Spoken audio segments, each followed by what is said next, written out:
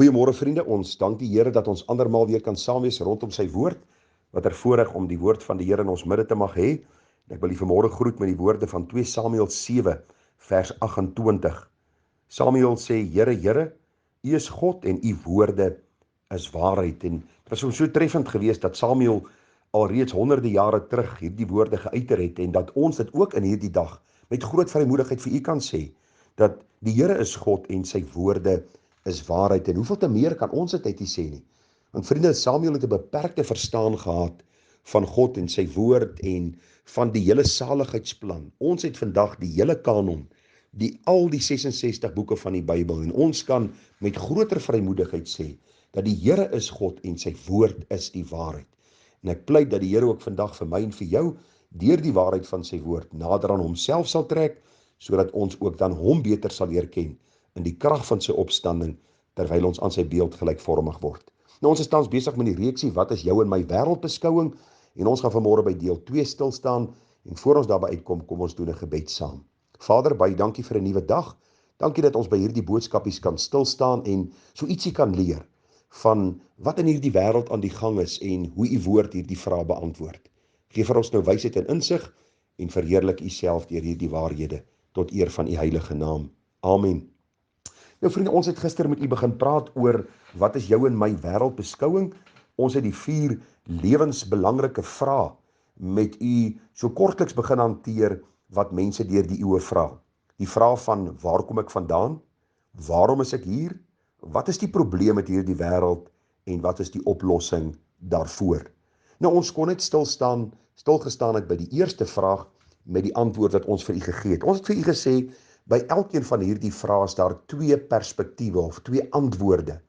Aan die een kant kry ons die ongereddes, die wêreldling, en hy kyk na hierdie ding van waar kom ek vandaan en hy gee antwoord volgens sy eie begrip, volgens sy eie opinie, volgens sy eie idee, en 9 uit die 10 keer is dit bybelsvreemd en tot oneer van die Here.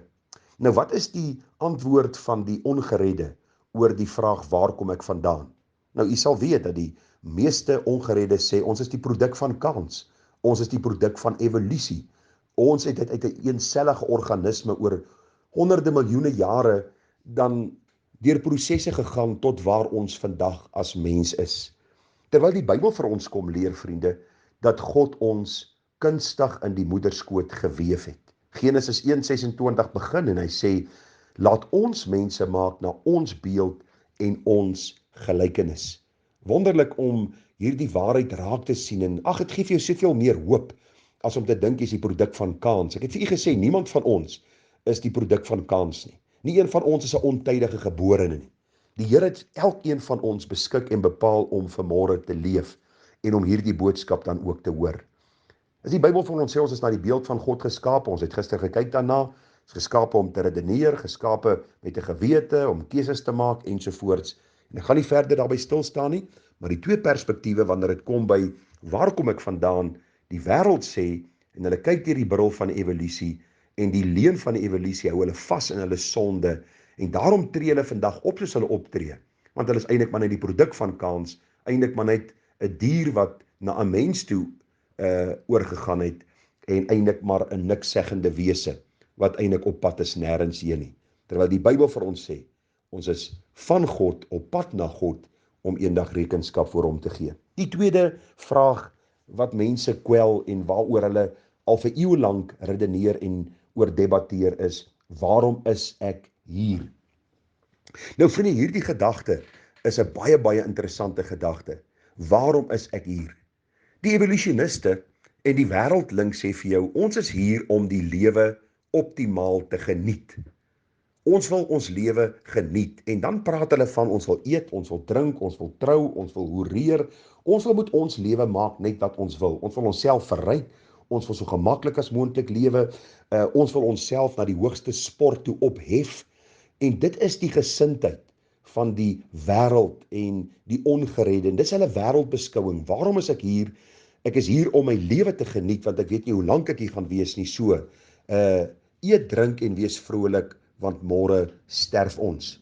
As ons na die Bybel gaan kyk, dan sien ons dat presies dieselfde gesindheid het geheers in die tyd van Noag. Die Bybel sê, Soos dit in die tyd van Noag was, so sal dit ook wees voor die seun van die mens kom.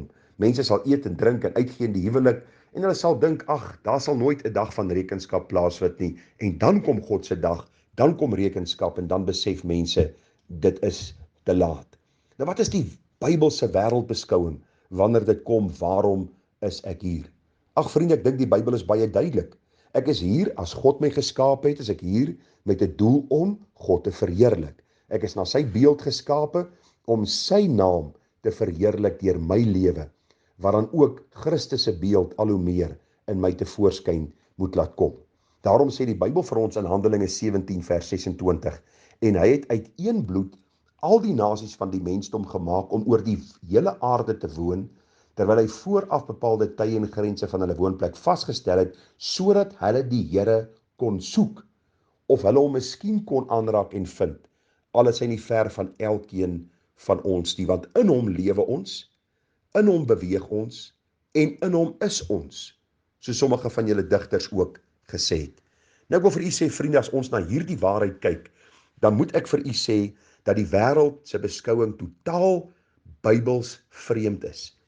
'n Kind van God besef, ek is hier met een doel, en dit is om die redder van my siel, die skepper van my liggaam en my siel te verheerlik deur 'n lewe wat hom welbehaaglik is. Die psalmdigter sê dit so mooi in Psalm 27 vers 4. Hy sê, een ding het ek van die Here begeer, en dit sal ek soek, dat ek al die dae van my lewe mag woon in die huis van die Here, om die lieflikheid van die Here te aanskou en te ondersoek in sy tempel. Is dit nie vir u pragtig nie? Een ding het ek van die Here begeer. Ek vra jou vanmôre, wat is jou begeerte? As jy aan die Here behoort, dan vertrou ek en hoop ek en bid ek dat jou begeerte dieselfde as die psalmdigter sal wees. Here, my begeerte is dat ek u sal soek, dat ek al die dae van my lewe in u teenwoordigheid sal leef, dat ek in die môre sal opstaan met hierdie doel voor oë. Hoe kan ek vandag God verheerlik, sy koninkryk uitbrei, sy eer op sy naam bring, want hy is die liefling van my siel. Psalm 105 vers 4 sê, vra na die Here en sy sterkte, soek sy aangesig altyd deur. En dit is die wêreldbeskouing van 'n geredde mens. Waarom is ek hier? Ek is nie hier om te eet en te drink en my lewe te geniet nie. Ek is nie hier om te kyk hoeveel ek bymekaar kan maak nie. Ek is nie hier om myself op die voorgrond te stel nie. Ek is hier om te sê, Here, u moet meer word en ek minder. Ek is hier om u te soek en daagliks my te verdiep in u woord en dat u my sal gee die begeertes van my hart.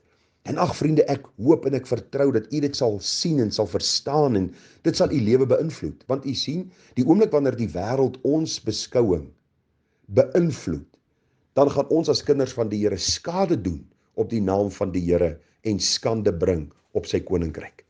Wanneer ons gesindheid reg is, wanneer ons hart reg is en wanneer ons verstaan dat ons vir 'n kort tydjie hier is om disippels te maak van alle nasies, om God te verheerlik deurdat hy gestalte kry in my lewe, deur 'n getuie te wees vir hom, deur dienswerk te doen vir hom, dan kry ons lewe sin en doel en dan verstaan ons waarom ons hier is en wat ons skepingsdoel dan ook is.